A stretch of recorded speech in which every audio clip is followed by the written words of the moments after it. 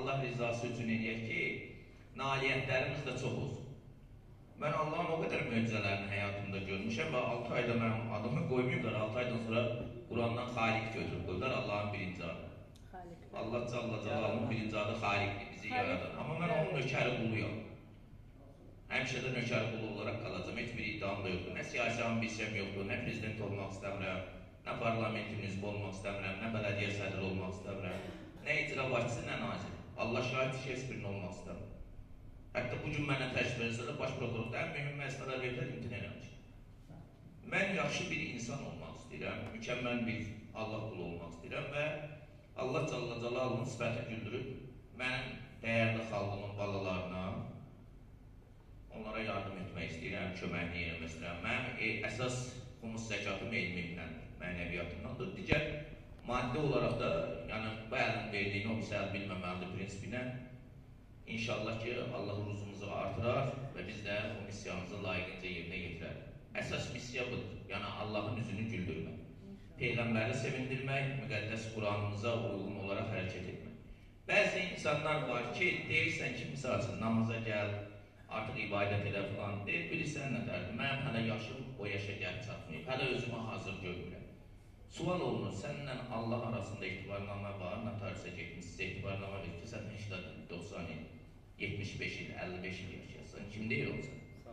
Allah hamına 85 yaşda rəhmət aparsaydı, Allaha Sosial Müdafiə Naziri Sahil Babayev deyir.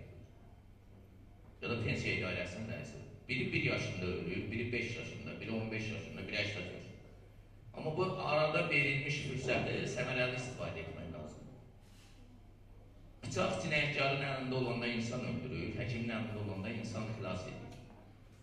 Pul düşüncəsiz insanın əlində olanda nə edə biləcək? Fikrindən nə kəsəcək dərhal? Zina eləmək.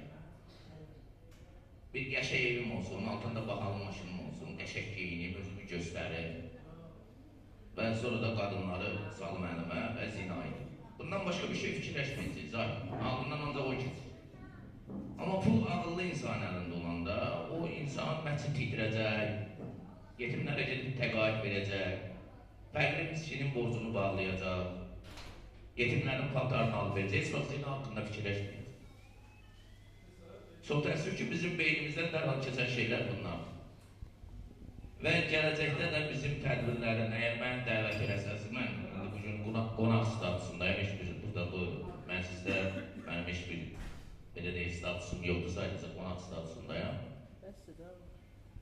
Və mənə çox böyük mühit yaratdı, mümbit şərait yaratdı bizim hörmətli, dəyərli ziyalımız, ağsaqqalımız və Allah ondan razı olsun, həm xanımından, həm özündən, sizlərdən də Allah razı olsun.